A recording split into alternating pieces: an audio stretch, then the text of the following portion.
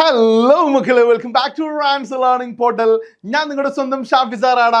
നിങ്ങൾ തമ്മിൽ കണ്ടിട്ടുണ്ടാവില്ലേ 8 മാർക്ക് ഉറപ്പ് അല്ലെ? 8 മാർക്ക് ഉറപ്പ്. അതെ, പോം കമ്പാരിസൺ കേരളം ഇന്നേ വരെ കാണാത്ത ഒരു ഫോർമാറ്റുമായിട്ട് നിങ്ങളുടെ സ്വന്തം ഷാഫി സാർ വന്നിരിക്കുന്നു. സർ, നിങ്ങൾ 10ാം ക്ലാസ് പഠിക്കുന്ന സമയത്ത് ഞങ്ങൾക്ക് അപ്രീസിയേഷൻ ഉണ്ടായിരുന്നു. നിങ്ങൾ പഠിച്ച പോയതിന് +1 എത്തിയപ്പോൾ നിങ്ങൾ പഠിക്കാത്തൊരു പോയത്തിനാണ് നിങ്ങൾക്ക് അപ്രീസിയേറ്റ് ചെയ്യാണ്ടിരുന്നില്ലേ? ദെൻ +2 എത്തിക്കഴിഞ്ഞാൽ നിങ്ങൾ പഠിച്ച പോയത്തെ നിങ്ങൾ പഠിക്കാത്ത പോയിട്ട് എന്ത് ചെയ്യണം? കമ്പയർ ചെയ്യണം, കമ്പാരിസൺ. അപ്പൊ സാറേ, ഏതാണ് നമുക്ക് പബ്ലിക് എക്സാമിന് ചോദിക്കാൻ സാധ്യത ഉള്ളത്, ഏതാണ് ക്രിസ്മസ് എക്സാമിന് ചോദിക്കാൻ സാധ്യത ഉള്ളത് എന്ന് പറയുന്ന ഒരുപാട് ക്വസ്റ്റ്യൻസ് പല ആളുകളും ചോദിക്കലുണ്ട്. അപ്പൊ ശ്രദ്ധിച്ച് കേട്ടോട്ടോ മക്കളെ, നമ്മളെ പോയത്തിന്റെ കണക്കെടുക്കുകയാണെങ്കിൽ ഒന്നാമത്തെ ഒരു പോയാണ് എനി വുമൻ എന്ന് പറയുന്ന പോയം അല്ലേ? എനി വുമൻ എന്ന് പറയുന്ന ഒരു പോയുണ്ട് അല്ലേ? രണ്ടാമത്തെ ഒരു പോയം ഞാൻ പറയട്ടെ, റൈസ് എന്ന് പറയുന്ന ഒരു പോമുണ്ട്. റൈസ് എന്ന് പറയുന്ന പോമുണ്ട്. മൂന്നാമത്തെ നമുക്ക് പഠിക്കേണ്ട ഒരു പോമാണ് ഏത് അറിയോ? പിന്നെ സ്റ്റാമർ എന്ന് പറയുന്ന ഒരു പോമുണ്ട്. സ്റ്റാമർ എന്ന് പറയുന്ന ഒരു പോമുണ്ട്. നാലാമത്തെ നമുക്ക് പഠിക്കുന്നുണ്ട് ഓഗ്ഡൻ നാഷിന്റെ this is going to hurt just a little bit എന്ന് പറയുന്ന ഒരു പോമുണ്ട്. So my dear students, welcome you again. And നിങ്ങൾ ശ്രദ്ധിച്ച് മനസ്സിലാക്കേണ്ട ഒരു കാര്യം എന്താണെന്ന് വെച്ചാൽ, എനി വുമൺ എന്ന് പറയുന്നതിന്റെ കമ്പാരിസൺ ആണ് നിങ്ങൾക്ക് എവിടെ ഉണ്ടായിരുന്നെന്ന് അറിയോ? നിങ്ങളെ ഓണം പരീക്ഷയ്ക്ക് ഉണ്ടായിരുന്നു, ഓണം എക്സാമിന്. കാര്യം ഇത് സ്ത്രീകളുടെ മഹത്വത്തെ കുറിച്ച് പറയുന്നതാണ്. Importance of women in A family ആണ് പറയുന്നത് കേട്ടോ, അല്ലെങ്കിൽ വുമൺ ഇൻ എ ഫാമിലി.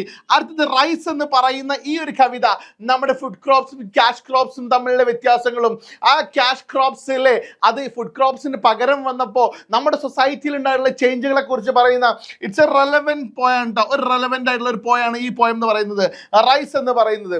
പിന്നെ സ്റ്റാമർ എന്ന് പറയുന്നത് അല്ലേ, ഈ സ്റ്റാമറിനെ ബേസ് ചെയ്തുകൊണ്ട് പ്രത്യേകമായിട്ട് ഒരു വൈകല്യം കാര്യങ്ങളൊക്കെ പറഞ്ഞുകൊണ്ടുള്ള ഒരു കവിതയാണുള്ളത്. അദ്ദേഹം ഈ വൈകല്യത്തെ മറ്റൊരു വ്യൂ പോയിന്റിൽ കാണാണല്ലോ ചെയ്യുന്നത്.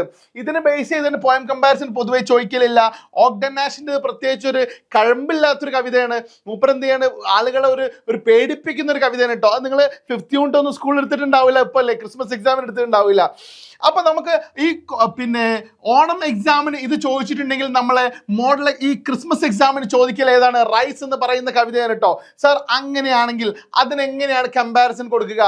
നോക്കൂ നിങ്ങൾ, ഇവിടെ ഞാൻ ഒരു പ്രീവിയസ് ഇയർ ക്വസ്റ്റ്യൻ കൊടുത്തിട്ടുണ്ട്. അതുപോലെ നിങ്ങൾക്ക് ഒരു കവിത തരും കേട്ടോ. ഓ മദർ ഓഫ് മൈൻ എഴുതിയിട്ടുള്ള ആളാണ് പറ റുഡിയാർഡ് കിപ്ലിംഗ് എന്ന് പറയുന്ന കേട്ടോ. ഇത് നിങ്ങൾ എനി വുമൺ ആയിട്ട് കമ്പയർ ചെയ്യാൻ വേണ്ടിയിട്ടാണ് ചോദ്യം ഉള്ളത്. മനസ്സിലായില്ലേ? അപ്പൊ ഇവിടെ കവിത ഉണ്ടാവും, അത് എഴുതിയ ആളുടെ പേരുണ്ടാവും എന്നുള്ളത് എന്ത് ചെയ്യണം? നിങ്ങൾ മനസ്സിലാക്കണം. Clear, right? അങ്ങനെ വന്നാൽ സാറേ ചോദ്യങ്ങളാട്ടോ, ഓരോരോ പ്രീവിയസ് ഇയർ ക്വസ്റ്റ്യൻസ് ആണ്. ഏറ്റവും അവസാനം വരുന്ന 8 മാർക്കിന്റെ ക്വസ്റ്റ്യൻ ആട്ടോ, അത് ഡെഫിനറ്റ് ആയിട്ട് വരും. അപ്പൊ കമ്പാരിസൺ ഒരു കോമൺ ഫോർമാറ്റ് ഞാൻ പഠിപ്പിക്കാട്ടോ, ശ്രദ്ധിക്കണേ. ദ ഫേമസ് പോം അല്ലെ, ഏതാണ് പറ? റൈസ് ആണെങ്കിൽ റൈസ് അല്ലേ, റിട്ടൺ ബൈ റൈസ് നമ്മൾ എന്തിലിട്ടാ കൊണ്ടുപോലും പറ ചാക്കിലല്ലേ? എഴുതിയാളുടെ പേര് എന്താണ് പറ? ചെമ്മനം ചാക്കോ അല്ലെ? ചെമ്മനം ചാക്കോ എഴുതിയിട്ടുള്ള കേട്ടോ. tells about the importance of പിന്നെ എന്തിന്റെ പ്രാധാന്യത്തെ കുറിച്ചാണ് പറയുന്നത് പറ അല്ലെ? ക്യാഷ് ഫുഡ് ക്രോപ്സിന്റെ പ്ലാന്റിങ് ഓഫ് അല്ലെ, ഫുഡ് ക്രോപ്സിന്റെ പ്ലാന്റിങ്ങിനെ കുറിച്ചാണ്, അല്ലെങ്കിൽ റൈസിനെ കുറിച്ചാണ് പറയുന്നതെന്ന് പറയാൻ പറ്റും കേട്ടോ. ദ സെക്കൻഡ് പോം, രണ്ടാമത്തെ പോം, നമുക്ക് കമ്പാരിസണ് തന്നിട്ടുള്ള ക്വസ്റ്റ്യൻ പേപ്പറിൽ ഒരു പോം ഉണ്ടാവില്ലേ, അതിന്റെ പേര് എഴുതുക. റിട്ടൺ ബൈ ആളുടെ പേര് അവിടെ ഉണ്ടാവും, അത് എഴുതിയേക്കുക. അത് എന്തിനെ കുറിച്ചാണോ പറയുന്നത് എന്നുള്ളത് ആ ഹെഡിങ്ങും അതിൽ 4 വരി വായിക്കുമ്പോൾ തന്നെ മനസ്സിലാവും കേട്ടോ. Both poems are arranged well, നന്നായിട്ട് അറേഞ്ച് ചെയ്ത് വെച്ചിട്ടുണ്ട് കവിതകള്.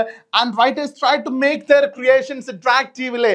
അവരുടെ ക്രിയേഷൻസ് എഴുതിയിട്ടുള്ള 2 വ്യക്തികൾ ഉണ്ടാവില്ലേ, അവരുടെ ക്രിയേഷൻസ് വളരെ മനോഹരമായിട്ട് എന്ത് ചെയ്തിട്ടുണ്ട്, അവർ ചെയ്തിട്ടുണ്ട്. അട്രാക്റ്റീവ് ആക്കാൻ വേണ്ടിയിട്ട് അടിപൊളിയായിട്ടാണ് പോയറ്റിനെ അറേഞ്ച് ചെയ്തിട്ടുള്ളത് എന്ന്. ഇൻ ദ ഫസ്റ്റ് പോം, ആദ്യത്തെ കവിത അല്ലേ, അതായത് നമുക്കറിയുന്ന അല്ലേ റൈസ് എന്ന് പറയുന്ന കവിത അല്ലേ, ഞാൻ അതിനെ കുറിച്ചാണ് പറയുന്നത് കേട്ടോ. The poet has used many thoughts. ആ കവിതയിൽ കവി ഒരുപാട് ചിന്തകൾ ഉപയോഗിച്ചിട്ടുണ്ട്. ആൻഡ് ഇൻസ്പയറിംഗ് ലൈൻസ്, പ്രചോദനം നൽകുന്ന വരികളും. എന്തിനെ കുറിച്ചാണ് പറ? എന്തിനെ കുറിച്ചാണ് അല്ലെ? ട്രീ പ്ലാന്റിനെ കുറിച്ചാണോ? അല്ല, ക്യാഷ് ക്രോപ്സിന്റെ പ്ലാന്റിങ്ങിനെ കുറിച്ചാണ് അല്ലെ? ഇമ്പോർട്ടൻസ് ഓഫ് അല്ലെ റൈസിനെ കുറിച്ചാണ് പറഞ്ഞിട്ടുള്ളത് എന്ന്. So we can shut our eyes against good nature of this poem. ഈ കവിതന്റെ നന്മക്കെതിരെ നമ്മളെ കണ്ണടക്കാൻ പറ്റൂല എന്ന് ചുമ്മാ തള്ളി മറിക്കാട്ടോ. The language of the poem is highly philosophical in tone. ഈ കവിതന്റെ ഭാഷ എന്ന് പറയുന്നത് ഉയർന്ന തത്വചിന്തകൾ നിറഞ്ഞതാണ്. അത് നമുക്കൊന്നും മനസ്സിലാവില്ല, അത്രയും ഭയങ്കരമായിട്ടുണ്ട് എന്ന് പറയാണ്. എന്നാലും more over it has many lines, അതിന് ഒരുപാട് വരിയുണ്ട്, വലിയ ലെവലിൽ കൊണ്ടുവച്ച് നമ്മൾ പറയാട്ടോ. വെൻ വി റീഡ്, നമ്മൾ വായിക്കുമ്പോൾ we can easily understand what the poem is saying. എന്താണ് ഈ കവിത പറയുന്നത് നമുക്ക് മനസ്സിലാവും. കാര്യം എന്താണ്, നമ്മൾ വിവരമുള്ളവരാണ്, അതുകൊണ്ടാണ് നമ്മളിങ്ങനെ എഴുതി വെക്കേണ്ടത്. ഒട്ടും വിവരമില്ലാത്തവന് കമ്പയർ ചെയ്യാൻ പറ്റുമോ? ഇല്ല, നമ്മൾ ഹൈ ബുദ്ധിയുള്ള ആളാട്ടോ. അടുത്തത്, ഇൻ ഹിസ് പോം, ഈ കവിതയിൽ the poet beautifully shows that, അല്ലെ, ആ കവിതയുടെ സമ്മറി എഴുതി വെക്കുക, കവിതാ സമ്മറി എഴുതി വെക്കുക. അറിയുന്നത് എഴുതിയാൽ മതി കേട്ടോ, അറിയാത്ത വെറുതെ കുത്തിക്കയറ്റി എഴുതണ്ട. അങ്ങ് കാര്യം ഒരു 4-5 വരി എഴുതി വെക്കുക. ഇൻ ദ സെക്കൻഡ് പോം ദ പോയറ്റ് നെറേറ്റ്സ് ദാറ്റ്, അപ്പൊ രണ്ടാമത്തെ നമുക്ക് കവിത ഉണ്ടാവില്ല ക്വസ്റ്റ്യൻ പേപ്പറിലെ, അതിന്റെ ഒരു സമ്മറി എന്ത് ചെയ്യുക, എഴുതി വെക്കുക. ഇനി ഒന്നും അറിയാത്തില്ല, വരി എടുത്താണ് നീട്ടേണ്ട എഴുതി വെക്കുക, ഒന്നും നോക്കണ്ട കേട്ടോ.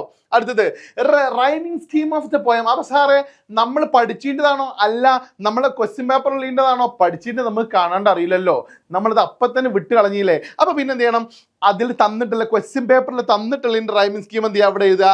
റൈമിംഗ് വേർഡ്സ് അതിലുണ്ടെങ്കിൽ അത് എഴുതുക.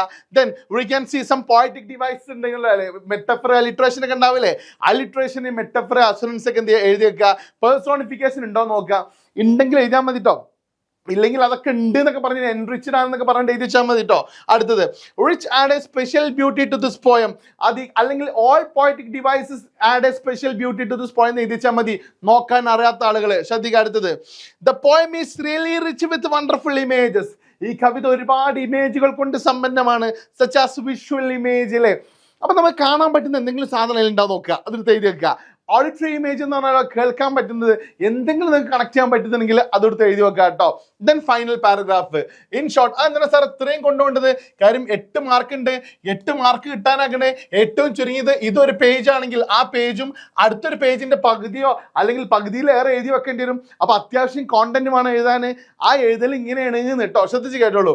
ഇൻ ഷോർട്ട്, ചുരുക്കി പറയുകയാണെങ്കിൽ we can say that both poems are really amazing. 2 കവിതകളും വേറെ ലെവലാണ്. And the style of writing expressed by the poets are amazing.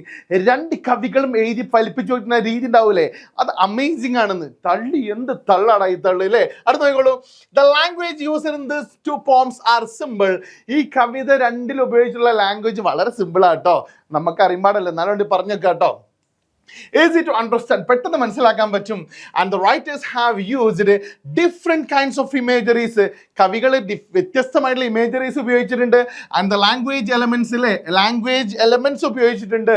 The tone of the poem is fine. ഈ കവിതന്റെ ഒരു രീതി ഭയങ്കര സൂപ്പറാണ്. ഐ തിങ്ക് ദിസ് പോം touch the readers heart deeply. ഇത് വായിക്കുന്ന, ഈ കവിത വായിക്കുന്ന, അല്ലെ, വായനക്കാരുടെ ഹൃദയത്തെ കവി തൊടുക തന്നെ ചെയ്യും എന്നാ പറയുന്നത് കേട്ടോ. തള്ളി മറിച്ച് കയറ്റി വെച്ചിട്ടുണ്ടല്ലോ, 8 മാർക്കിന് സെറ്റാക്കി വെക്കൂലേ നിങ്ങൾ? ഇത് പഠിക്കണം. തലേന്ന് ക്വസ്റ്റ്യൻ പേപ്പർ ചോർന്ന് കിട്ടുന്ന പ്രതീക്ഷിച്ചിരിക്കണ്ട.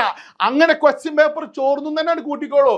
ആ ക്വസ്റ്റ്യനിൽ ഏറ്റവും അവസാന ക്വസ്റ്റ്യൻ പോം കമ്പാരിസൺ ആയിരിക്കും. ആ പോം കമ്പാരിസൺ ഞാൻ പറയുന്നു റൈസ് എന്ന് പറയുന്ന പോയതിൻ്റെതായിരിക്കും. ഇനി എനിവുമൺ വന്നാലും എൻ്റെ മക്കളെ ശ്രദ്ധിക്കണം, എഴുതാൻ നിങ്ങൾക്ക് പറ്റുന്ന വേണ്ടേ, നിങ്ങൾക്ക് എഴുതാൻ കഴിയണ്ടേ. ഇത് കാണാണ്ട് പഠിക്കാനാണ്ട് വേറെ ഒരു ഓപ്ഷനും ഇല്ല. So study this well. And ഇതിൻ്റെ നോട്ട്സ് വേണം നിങ്ങൾക്ക് താഴെ കാണുന്ന കമ്മ്യൂണിറ്റി ലിങ്കിൽ എന്ത് ചെയ്യുക, ജോയിൻ ചെയ്യുക. Thank you very much. By.